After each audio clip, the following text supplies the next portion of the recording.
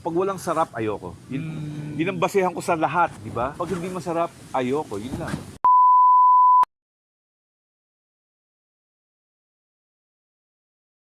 Paano kayo nagsimula doon? Paano kayo na-inspire maging musician? Kasi nga, ang negosyo ng tatay ko, may nightclub kami, yung Happy Valley. Lahat ng naaalala kong banda sa Happy Valley, magaling. Including na nga na talagang nag-inspire sa akin, si Roy Mercado, na ang banda niya dati, magkakapatid sila trio, si Rick, si Bing, at saka si Roy. Pangalan ng banda nila, Golden Wizard. So, nung nakita ko si Roy, 12 years old siya, ako 14. Sa kanya ako na-inspire mag-drums. Hilig ko talaga mag-drums, pero kung anong nandyan, kahit di ako marunong, pinapatunog ko. Kunyari, nag-ukulele ako, akala nila marunong ako, pero pinapatunog ko lang, o may gitara. Alam mo yun, nakakapa mo naman nahahanap mo yung para sa'yo, tamang tunog, tamang tono. Basta masarap sa tenga. Tama nga, parang basihan mo talaga tenga lang. Para sa akin yun ang mahalaga eh. Para sa akin, hindi ka matututo tumugtog kung hindi ka marunong makinig. Kung paano ka makinig, ganun ka ring tutugtog. Ang palagay ko yung mga drummer lang, na mga maiingay, pinakikinggan nila sarili lang nila, di ba? Pero kung nakikinig ka sa iba, nakiki-interact ka, hindi ka magiging maingay dahil music ang ginagawa mo. Ganun ako natuto lang, nire-record ko yung sarili ko hanggang ngayon. Dahil sa drum set, self-taught talaga ako. Paano kayo napunta sa UP? Bago ako nag-UP, actually hindi ko alam ang kukunin ko nung college. Nakigaya lang ako sa mga barkada ko. Hindi ko talaga alam. Wala akong alam. Siguro yun yung kagandahan ng extension ng high school ngayon na 2 years, di ba? Siguro after 2 years din, alam ko na kung mag-graduate ng high school. Nalaman ko na kung anong gusto ko talaga. So bago ako mag-UP, nag-Adamson muna ako dahil ayoko mag-ROTC. So sa Adamson, may kilala akong maglalakad ng ROTC. Kaya ako pumasok doon ng engineering. Isang SEM lang ako doon dahil ang bobo ko sa engineering drawing. Kung magiging engineer ako, pag yung maaring gumuho kung ano man yung itatayo ko, di ba? So, hindi ako magiging isang magaling na inhinyero. Bumalik ako ng probinsya. Gusto ko lumipat ng San Beda dahil nandun ang mga barkada ko. Umuwi ako ng San Pablo ulit. Sabi ko sa mga kapatid ko, gusto ko lumipat ng San Beda. Ayaw na nila pumayag. Gusto nila dito nila ako mag-aral. So, nag-aaral ako sa Laguna College ng accounting. 1 week lang, ayoko na. 1 week. So, galit Bakit na... po? Ayoko na eh. Alam mo, pag ayoko, hindi pumapasok sa sistema ko yung inaaral ko. Pero pag gusto ko, kahit hindi ako mag-notes, makinig lang ako at gusto ko yung sinasabi ng teacher, papasok sa akin yun. Pero pag ayaw ko, kahit anong gawin ko, hindi papasok. 1 week lang ayoko na, then nagpaalam ako sa nanay ko, maglalayas ako, pero may paalam. Wala, naglayas lang ako, kasama ko ng isang kaibigan ko na si June Matulak na napakagaling kumanta. Para siyang Stevie Wonder na magaling mag-gitara.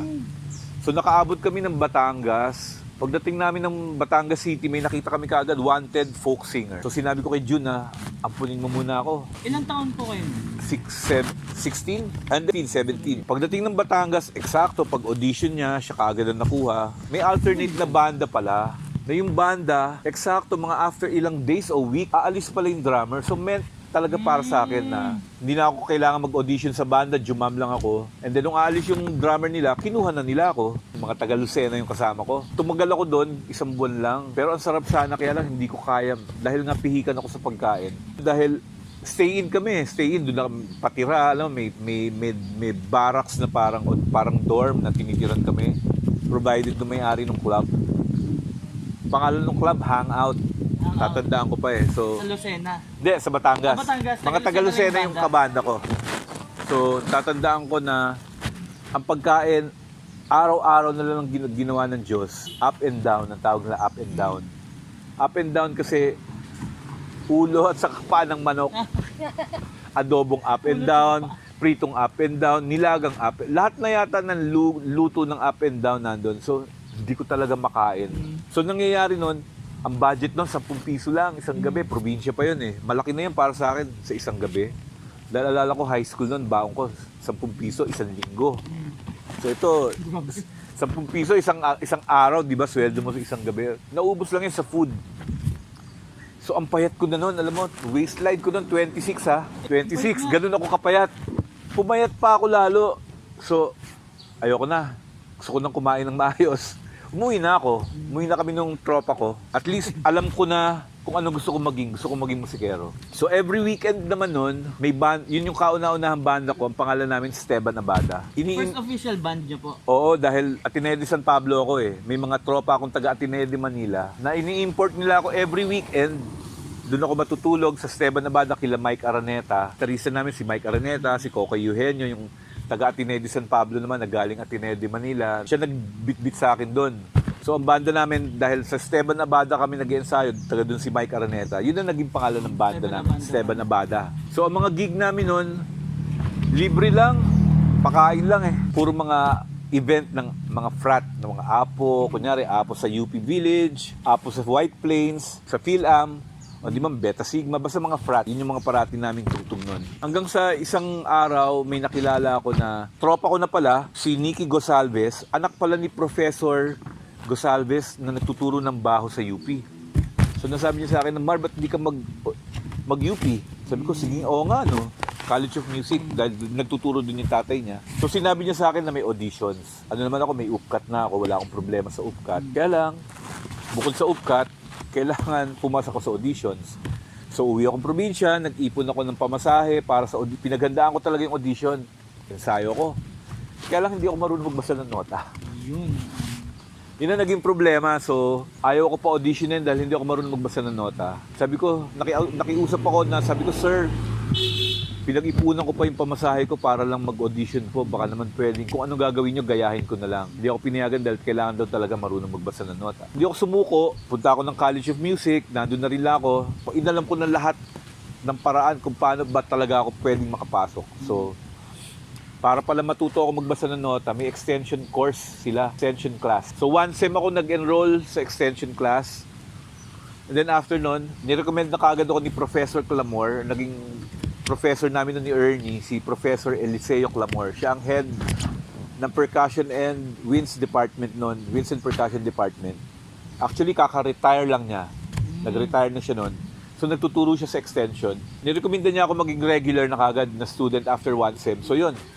Habol na lang ako dahil yun nga, yung mga kaklase ko na, mga kasabayan ko, bata pa lang, nagmumubog na ng nota, alam yun. So ako, nung pa lang natututo, double time ako, double time pag-aaral, double time pag-ensayo, para makahabol sa sa level ng mga kaklase ko. Ano mga napag-aralan niyo dun sa... Theory. Theory ang pinakamahalaga.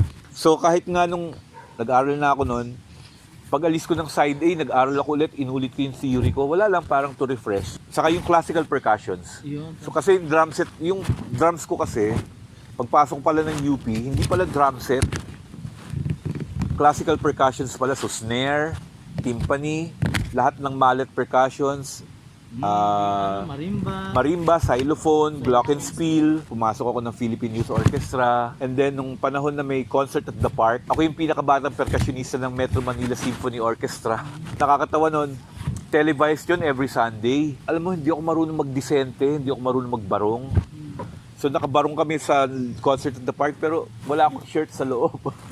Di kita po yung... Oo, hindi ko. Kita, dede ko. Kita, alam mo yun, hindi ko alam na gano'n. Ilang taon na kayo niya? 20s? Hindi, 18. 18, 19, hanggang mga 20, hanggang 22 ako nasa Metro Manila Symphony Orchestra siguro.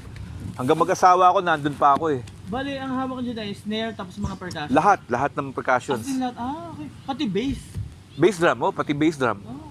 Kasi basta ng percussion department ng orchestra. Ikaw lang po mag-isa? Hindi, madami kami. May mga kapingga ako. Hindi ko kaya mag-isa yun. Marami kami. Sa ngayon, natatandaan ko 4 o 3 kami noon. 3. Meron dedicated para sa bass?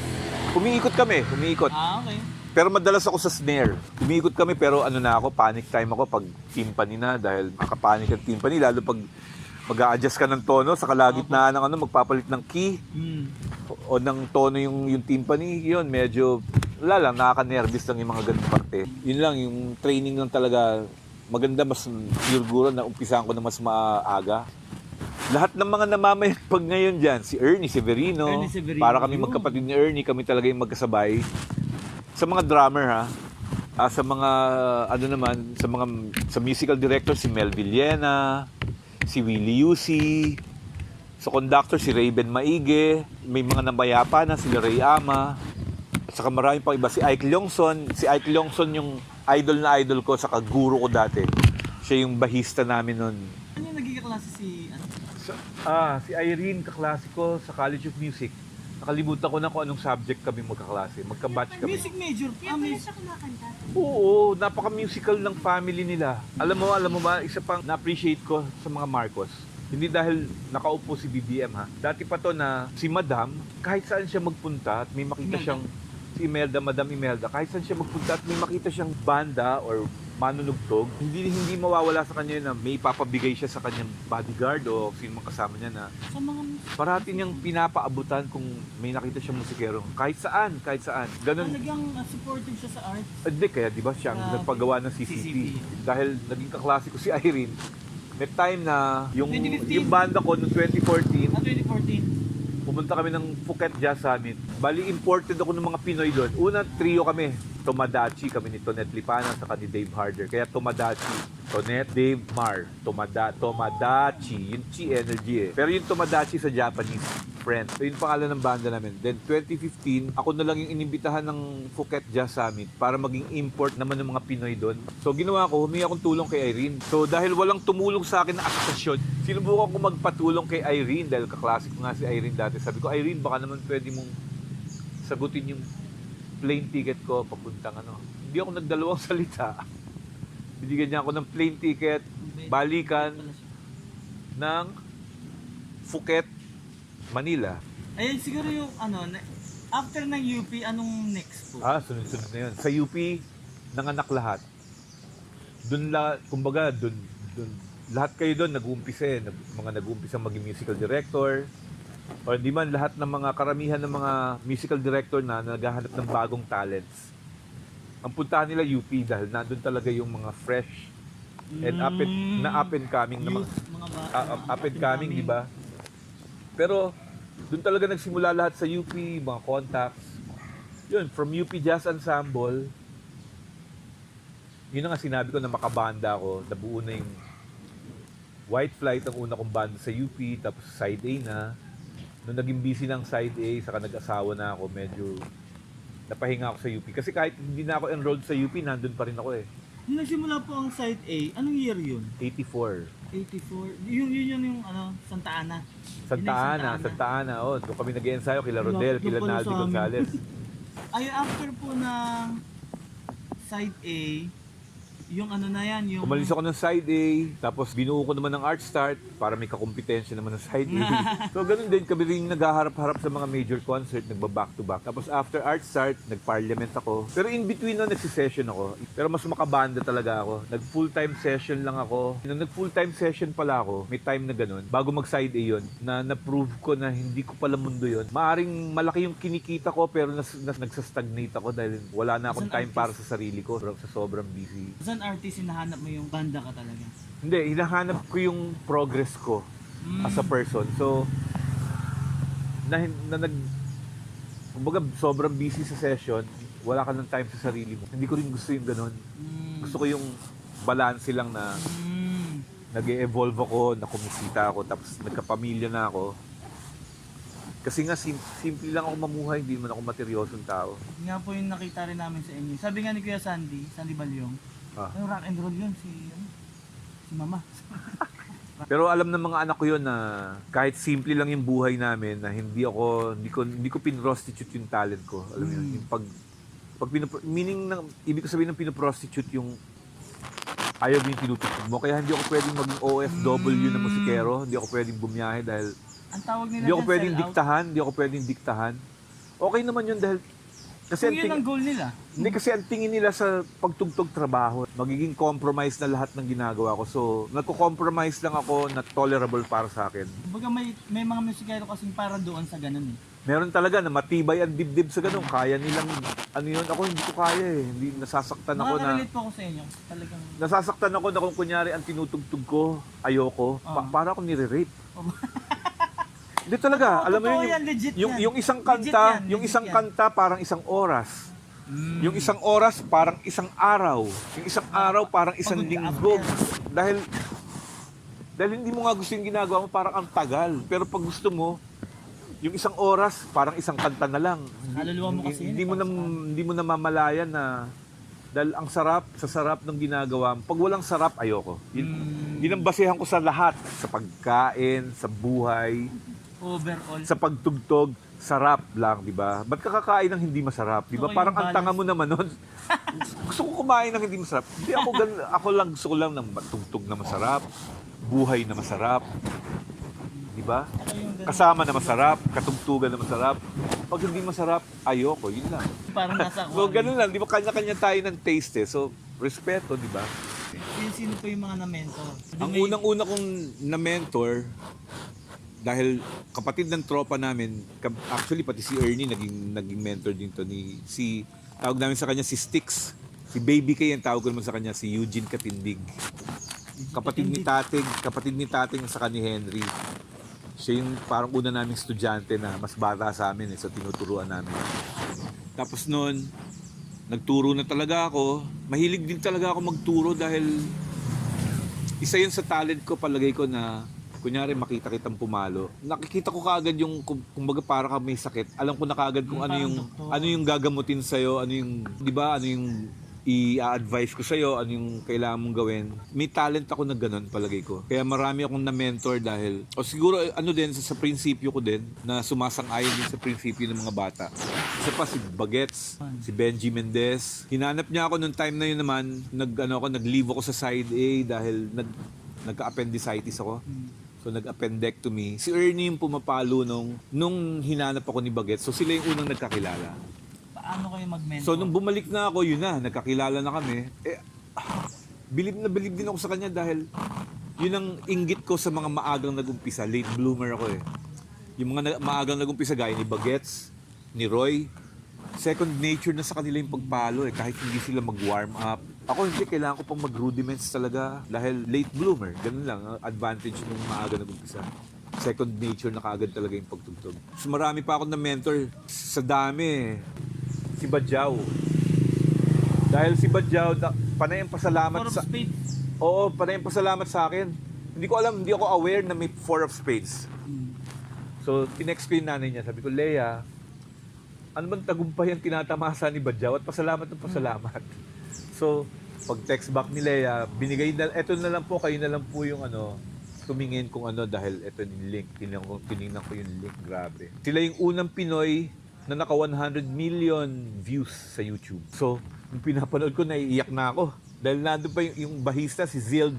Inaanak ko naman. So, na-train niyo po si Badyaw nung nagsisimula pa lang siya?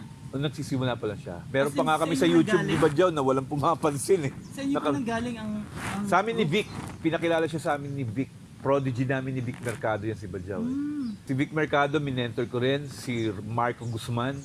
Kasi isang teritoryo yung mga yan, mga taga-Antikina. Antikina, Nakakachat ko na yun Antipolo, Marikina. Taga Nakakasal doon. ka ni Marco Guzman.